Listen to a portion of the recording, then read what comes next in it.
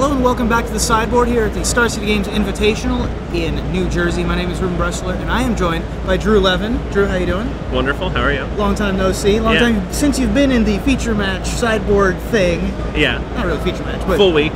Yeah, exactly. And so because it's been so long, we decided to, a full 7 days. Yeah. We decided to shift formats this time to Legacy.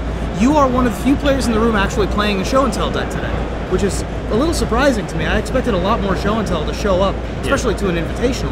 And you've brought the Omniscience Mono Blue deck. So briefly explain how this combo works. So there are a lot of different ways to get there, but it's a cast show and tell, put an enchantment into play, draw your deck with Enter the Infinite combo deck. Right. So basically, show and tell is the best mana advantage spell in Legacy if you're taking advantage of it, cheating into play 10 mana enchantments or 8 mana creatures in other decks. Right. This one's getting Omniscience or Dream Halls. Either one makes all of your spells cost basically nothing, either actually nothing or discarding a card. Then you somehow get Enter the Infinite. Right. There are a couple ways to do it. You can run through a bunch of cantrips, you can intuition for them, which is one of the targets for the Cunning Wish. Right. Speaking of which, once you cast the Enter the Infinite, you cast a Cunning Wish to go get Release the Ants. Yeah. Tournament staple, Release the Ants, all through its history. Morningtide uncommon, we'll put it up on the side here for you guys to read. Release the Ants, it took a while for people to realize that this was the kill they wanted in this deck. Why is Release the Ants the correct kill at the end of this chain? Because this is a deck that wants about 25 sideboard slots. You only get to play with 15. And while there are a number of other ways to kill people, there's Beacon of Immortality and False Cure, there's really Research and Development and Lab Maniac. This is the only kill that has one sideboard slot. You Cunning Wish for it, you cast it a bunch of times, they die. Right, and the way that it works, of course, with Enter the Infinite is Enter the Infinite allows you to draw your deck and put one back on top. And you just choose another Enter the Infinite, or your Emrakul, and you're usually not losing a clash with a 15 on top or a 12 on top, and so then you just clash and clash and clash and cover your opponents in ants. Right. And so there are lots of ways to get here. It's like many show and tell decks, there's a ton of cantrips. You have your Ponders, Brainstorms, Preordains, and then your counterspell package, Pact of Negation, Force of Will, and you also have Flusterstorm as an additional counterspell. Yeah. A lot of decks don't run this many counterspells. You even have another Pact of Negation in your sideboard if you need another Cunning Wish to be able to combo off. Right. Does this deck in particular need more protection, or does it just have the luxury of having more protection? One of the beautiful things about a mono blue combo deck is that because you just play one color, you can be very aggressive in sort of having your opponent covered on the deck building edge of having more counterspells. Sure. And so it provides a distinct advantage against blue decks without giving up too much edge against aggressive decks where you're a heavy favorite anyway. Right, exactly. And in many show and tell decks, you've got things like Sneak Attack or Gristlebrand that you can't remove to Force of Will. Right. Whereas in this deck, there's lots of extra pieces. Like you don't need your second Omniscience, right, or your second Dream Halls, or your second pretty much anything. Right. You need one of each piece, and you can remove anything to your Force of Will. You've got probably 35 or 40 blue cards, at least, thereabouts, to be able to remove to Force of Will. So very streamlined deck. The entire deck is pretty much cantrips, counterspells, and the combo. Not a whole lot of extra stuff going on. Right. And so the sideboard wish package we were talking about, there's a couple cards that people might not be used to in the sideboard, and so for people who might want to play this deck going forward, and it's a ton of fun to play, and it's a very good deck, as you've proven so far by being 5-1 undefeated in Legacy. Yeah. A couple cards that you might not be used to. Let's start with Sapphire Charm. Sapphire Charm's a very weird one that I don't think I'd seen a real-life copy of until right now.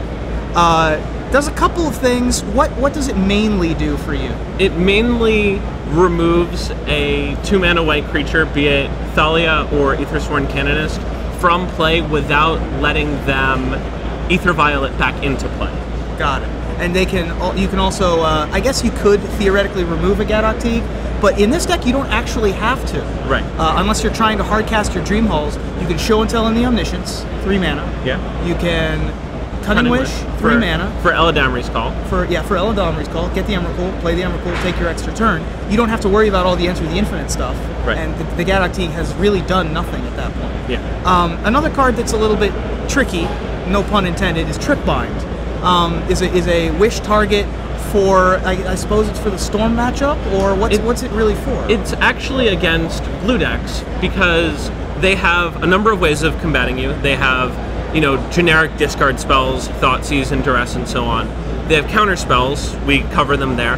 And then they have cards with triggered abilities. So Show and Tell lets each player put in a card, and so if they put in Vendilion Click and take Enter the Infinite, that's no good. Sure. If they put in Detention Sphere and remove Omniscience from the game, that's also no good. So Cunning Wish deals with all of the permanent-based hate. Got it. So you can deal with Cunning Wishes, Oblivion Rings, Angel of Despairs out of Goblins we've seen, things like that. So that's pretty good. Elamraldi's Call is a card that we talked about a little bit, but it's just another way to get a different kill in case you face something like a Gadok. Right. It's probably the weakest spot in the sideboard, but it's one that I'm glad to have, especially against the white sort of aggro prison decks. Yeah, like Death and Taxes, things like that. It's a good out to have. Absolutely. Very difficult for them to deal with without already having an active Mangara or something like that. Right. A couple other targets, Pact of Negation, Slaughter Pact in the sideboard just for their versatility, being able to take out anything for free. Right. You also have an Intuition to be able to go get your Enter the Infinites if you don't have one already, and Rushing River.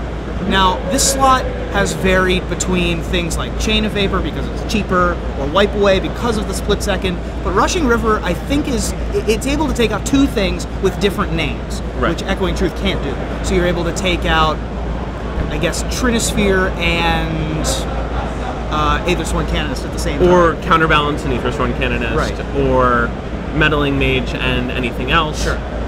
Yeah, it's a good one to be able to have all your bases covered, 2 for 1. By the time you're casting it, you're not terribly worried about sacrificing the land.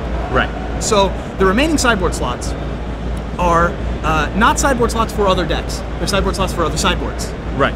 And you've got Defense Grid and Leyline of Sanctity. Right. Defense Grid for counterspells. It's a card that's actually picked up a little bit in popularity. Not since, when was the last time Defense Grid saw a lot of play? High Tide back in Old Extended. Columbus. And Leyline of Sanctity is a card that is very popular now for anti-discard, things like Hymn to Torok, Do Nothing, but also Vendilion Click. Yeah. Are there any other interactions that I'm missing out of the sideboard? Or? No, you've pretty much got it. You don't really want to go too deep on cards to wish for. You really only want 7 to 8 wish cards, and then you want half of a real sideboard so that you can do something like this. Absolutely, yeah. And this is among combo experts, which you are, this is the best show and tell deck. Yeah. Right? Absolutely. Just because of how not easy, but sort of how the plan always comes together. Right. In some show, like Sneak and Show, you can sometimes have pieces and then miss other pieces. This one, that doesn't really happen. There are more pieces, and the game can come to you once you understand what your opponent can beat and what they can't beat. Sure. And you're 5-1, as I mentioned, with Mono Blue Omniscience covering your opponents at Ants. Drew, thank you so much for joining me in the sideboard. Thanks for having me. Good luck the rest of the way. I'm Ruben Bressler, and we are here at the Star City Games Invitational.